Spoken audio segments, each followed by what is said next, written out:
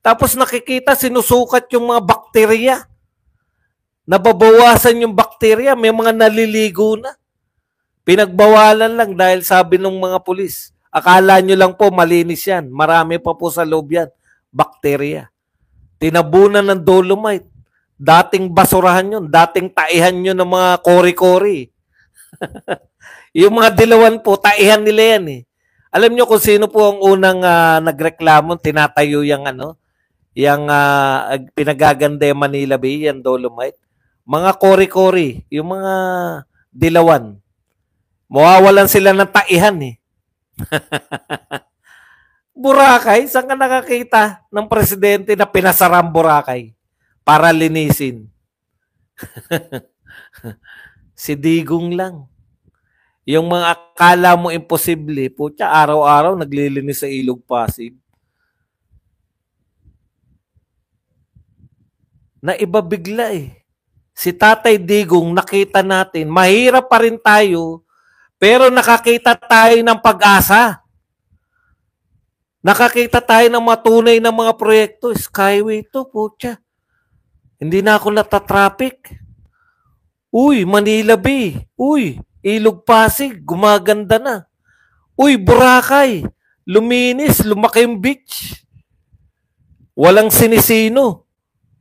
Doon yata nagsimulang magalit si Pacquiao kay Duterte nung binuwag yung niya. Walang pakialam eh. Di ba? Binuwag yung mga putya. Dagat na yan. Nagtatayo kayo ng infrastructure. Kahit sino pa may-ari niya, buwagin yan.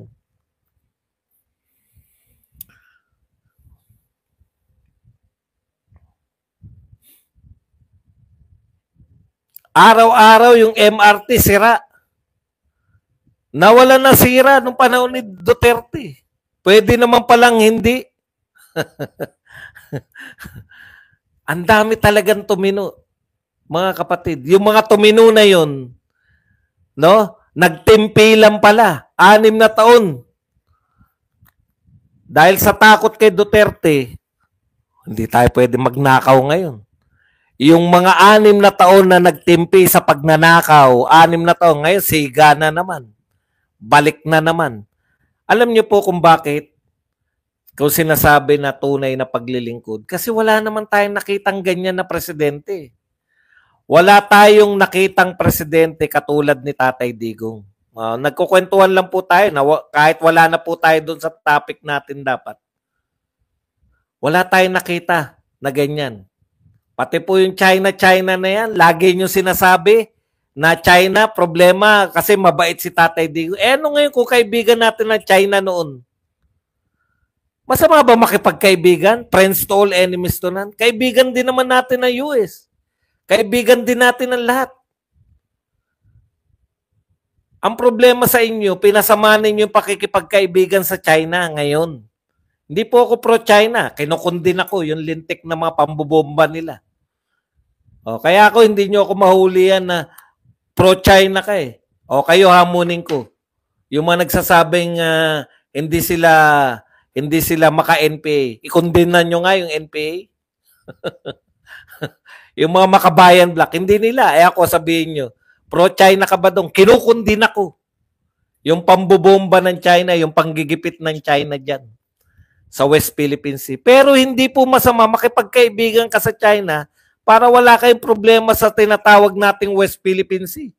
Clarita Tolentino, thank you very much. Good leaders are themselves kind and listen to the people's voice.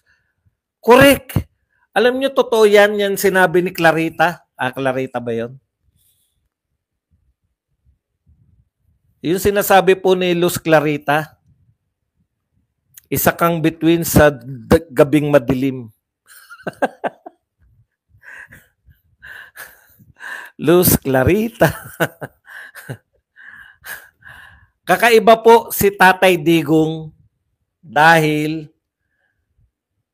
nagkaroon tayo ng interes sa politika, no? Nagato, thank you very much sa 25 pesos na pangkape. Yan. Okay. Nagkaroon po tayo ng interes, yung mga walang interes sa politika. Hindi po dahil sa hindi po eh. may need tayong ipagtanggol si Tatay Digong sa mga dilawan noon. Kasi continuous po yung atake. Di ba?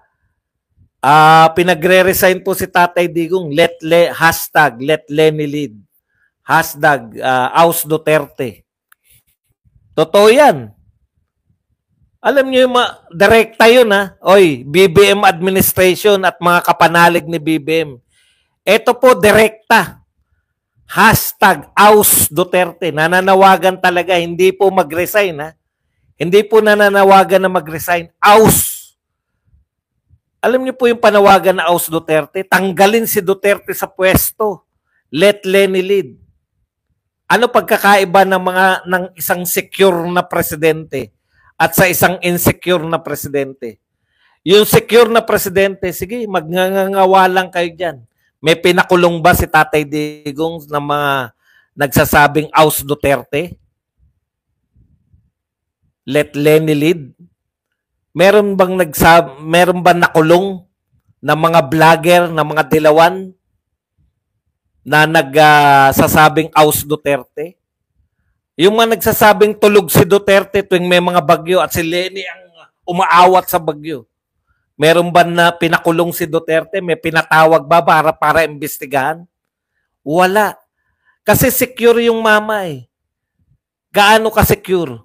No? Hindi niya kinakailangan makipag-unahan kay Lenny Robredo. Hindi niya kinakailangan makipag-unahan kay Lenny Robredo. Dahil bago pa dumating ang bagyo, nakapag-meeting na si Tatay Digong, naihanda na lahat. Kaya pag dumating yung bagyo, may nakalikas na. Ngayon, kalagitnaan ng bagyo, nagme-meeting, nagmumonstra-monstra. Nakita niyo po, meron isang picture na lahat sila nakaturo, sabay-sabay. Alam mong picture taking lang eh. Naawa ako sa mga vlogger ngayon kasi kay Crescent tsaka sorry na sorry, wag lang makontempt.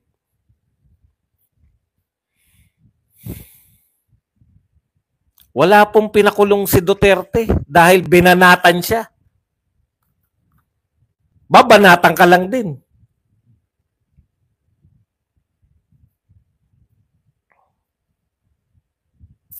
Ituloy na po natin to ng isang oras.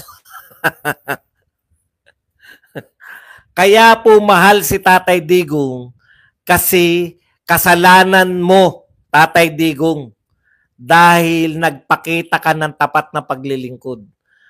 Comparable, opo, hindi na po kayo pwedeng magtago sa mga tokis-tokis.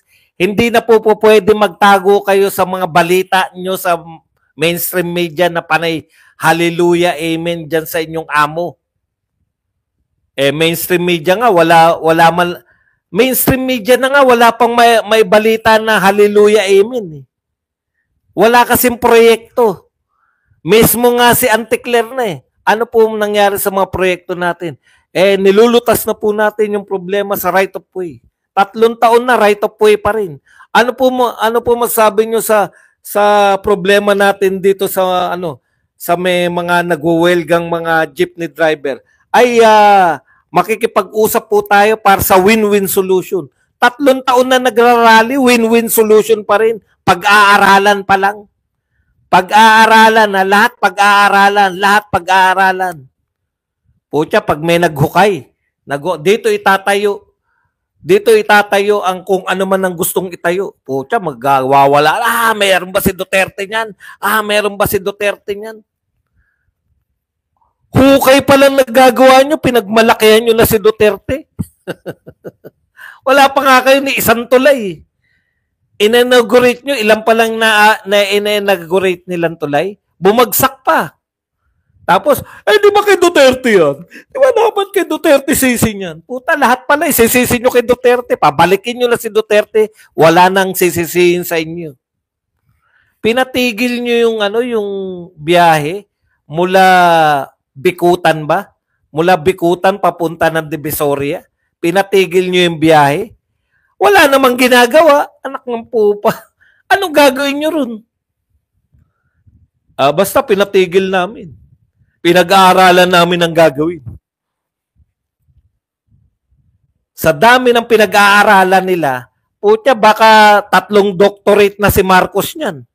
Ang dami niyong pinag-aaralan eh. Baka doctorate na yung mga nag-aaral dyan. Panay kayo aral, walang proyekto. Pinag-aaralan nga, paano bibilin yung right of way? Alam niyo ba kung bakit maraming build? Una, may nagpopondo, may nagtitiwala kay Tatay Digong, napapaganda. Magaling tong presidente na to, mag-invest tayo dyan. Confidence. Sino pa may sabi niyan? Yung kalaban ni Duterte. Si Maring Winnie, hindi po maka-Duterte yan. Ha? Ano sabi niya? Uncertainty. Wala nag-invest sa Pilipinas ngayon dahil sa uncertainty. Hindi alam ang direksyon. Walang direksyon. Ngayon lang kayo nakakita ng gobyerno na ang pangunahing direksyon, ang pangunahing pong proyekto ay mamigay ng ayuda. Okay, punta po tayo sa second part. Ito po. Congratulations po. Habang si Tatay Digong ay breaking record ang pagmamahal sa kanya ng mga Pilipino, pinapakita po. Kahit saan magpunta, kahit saan po kayong parte ng daigdig, may nagse-celebrate kay Tatay Digong. May nagagalit para kay Tatay Digong. May nagpoprotesta para kay Tatay Digong. No? Si Marcos po, record-breaking din po. Ito po, lumabas. Filipino families who experience involuntary hunger rises to over 27.2, says Sarbi. Ito po, yung dami na nagugutom. Sinarvey sila. Ano po yung ibig sabihin ng involuntary hunger? Gusto po nilang sila po ay nagugutom pero wala po silang pangkain. Iba po yung nagugutom na voluntary. Ano po ibig sabihin nun? Yung mga nagjejeta. Mga hindi kakain para gumandang katawan. Hindi po sila kasama doon. Baka akala nyo, baka mga artistang mga hindi kumakain yung sinasabi niyan. Gutom lagi yun para ma-maintain yung figure. Hindi po sila. Ang sinasabi po rito, gustong kumain, walang makain. Gutom, kumakalaman sikmura, pero walang makain. Yung noodles na sinusup-sup. Walang pambili ng noodles na sinusup-sup. Yun po ang involuntary hunger. Alam niyo po ba, pangalawa na to. No? Breaking record nga eh. Saan lang po mataas? Naku, 3 pala oh. 3 quarter na pinakamataas na hunger panahon ni Marcos. Saan lang po mas mataas dyan? Nung panahon lang po ng pandemya. Yan, nung panahon ni Duterte na talagang pandemya eh. Lahat nagtataasan, pinakamahirap, pinakamaraming gutom. Ngayon wala namang pandemya ngayon eh. Bigay kayo ng ayuda, gutom pa rin pala. Hindi po effective. Alam niyo po bakit namimigay ng ayuda? 'Di ba? Yan po ang pinakamabilis, direkta eh. Bibigyan mo ng pera, kakain. So kung hindi po pala effective yung ginagawa ninyong ayuda, marami pa ring gutom. Breaking record pa sa lahat po ng presidente, pwera po nung pandemya, sa lahat po ng presidente, pinakamataas po ang gutom ngayon. Grabe, no? Kay Duterte, pandemya. Ito, si Arroyo, si Aquino, yan po matataas eh. Panahon ni Arroyo at ni Aquino. Tapos si Bongbong, pinakamataas sa kanilang lahat. Breaking record, laging breaking record. Pinakamaraming na ibentang ginto. Tanging presidente na nakapagpahuli ng kapwa presidente para siya lang po sa buong mundo yata yung presidente, dating presidente, pinahuli ng kasalukuyang presidente at proud pa sila. Proud pa kami oh. Oh, kami ang dahilan. Tumulong kami, nakipagtulungan kami sa Interpol. Tanungin mo yung Interpol, aba, meron palang ganyan. Hindi pa namin nababalitaan. Kaya yung mga pinuno ng Interpol, hindi pa nila alam eh. Wala pa sila. Hindi pa sila ano po ang ano, bakit nyo po inisyuan yung si Duterte? Ha? Meron bang ganyan? Nagtaka pa eh. Wala ron sa official ng Interpol, official website. Wala sa official red. Iba talaga. Ang nakakaalam lang na lahat si Anticler. Si Anticler yata presidente natin, hindi ba? Alam niya lahat eh. Pinakamaraming sinampahan ng kaso sa Supreme Court. Pinakamaraming na contempt sa mga investigasyon. Opo, wala pang 3 taon yan. Natitiyak ko yan na pinakamaraming na contempt.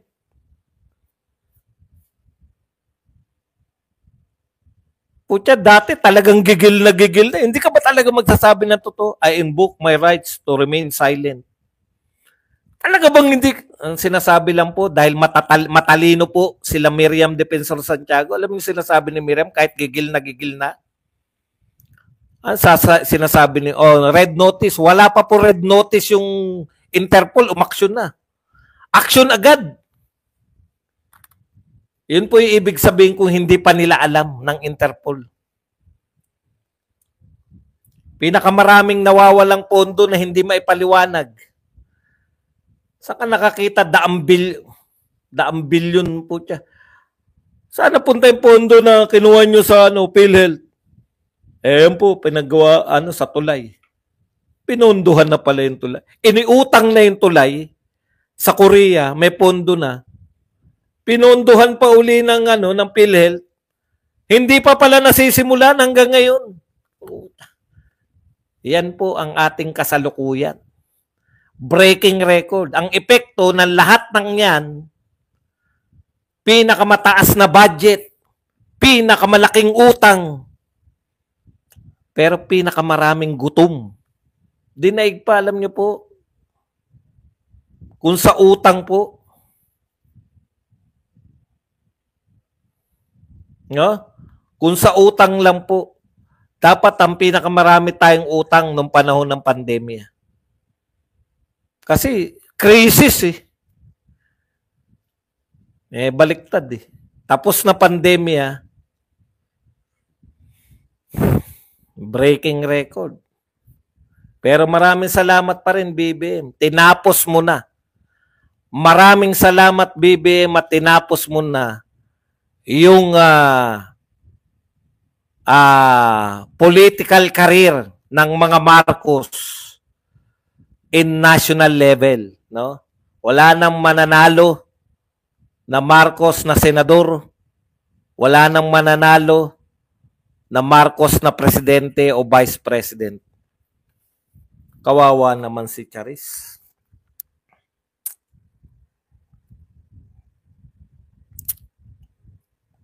Okay.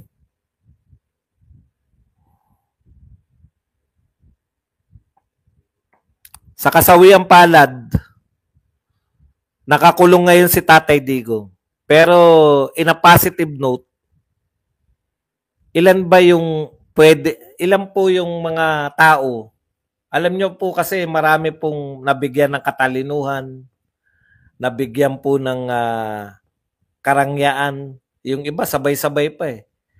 No? Naibigay na marangyana, pinanganak na marangya, tapos matalino pa, sabay-sabay pa. No? Pero never po na nabigyan ng chance na maging dakila. No? Pasalamat pa rin tayo in a positive note. Pasalamat pa rin ako bilang amateur historian. Nagpapasalamat pa rin ako sa mga ginagawa ng BBM administration ngayon kasi hindi na nating makakalimutan si Tatay Digong, pati yung mga susunod na henerasyon. Yung chance to be the greatest Filipino, no? O yung pagiging yung chance para maging hero. Bihira po 'yan eh. Maaring ikaw ang pinakamatalino, maaring ikaw ang pinakamagaling, maaring ikaw ang pinakamayaman. Pero chance lang po yung pwede para maging bayani ka, no? Yung chance lang. Halimbawa, katulad nito. Ang laki-laki po ng tsansa ng ating Pangulong Duterte para maging bayani. Yung sinasabi niya na sana yung makatabi niya si Rizal na mabigyan din siya ng bantayog. Malaki po ang tsansa niya. Kung siya po ay namatay lang sa, knock on woods. Hindi ko naman sinabing mamamatay siya dyan sa ICC. Pero sapat na po yan. Yung ginawa sa kanyang pagpapakulong. Pinakulong siya dahil sa kanyang war on drugs. Grabe po yan. Hindi po siya pinakulong dahil siya ay nagnakaw. Hindi po siya pinakulong dahil siya po ay nagkamal na limpak-limpak na salapi. Hindi po siya pinakulong dahil sa dami ng human rights violation. Hindi naman po human rights yan. Ano sabi ni Tatay Digong? Hindi na human niya mga yan. Pag ikaw naninira ka ng kinabukasan ng kabataan, hindi ka na tao. Di ba? Wala po siya yung mga nagrarally na pinakukulong, yung mga kumukontra sa kanya, pinakulong. Pinakulong niya ba si Lenny, si Kiko, si Risa Ontiveros, si Trillanes? Wala po. Araw-araw bumabanat. Wala na nga naniniwala sa kanila, banat pa rin.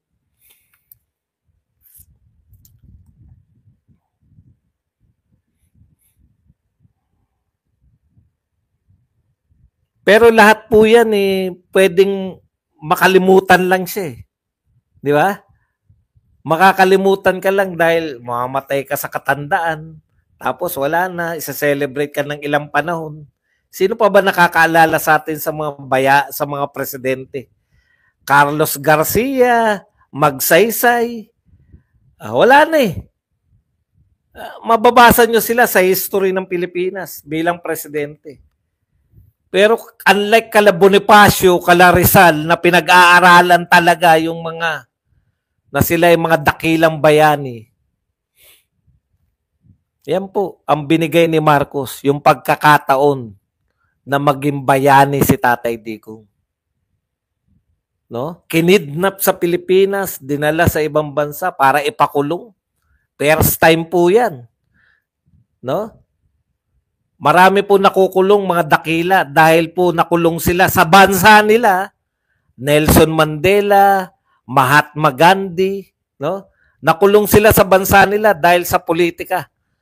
O may tinututulan sila. Si Gandhi, di ba? Yung pananakop ng mga British. Yung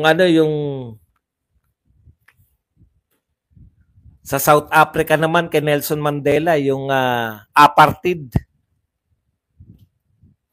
Di po ba? Eto kakaiba. Kinulong ka, kinuha ka sa bansa mo, kinulong ka sa ICC. Dahil saan? Dahil nagpayaman ka? Hindi.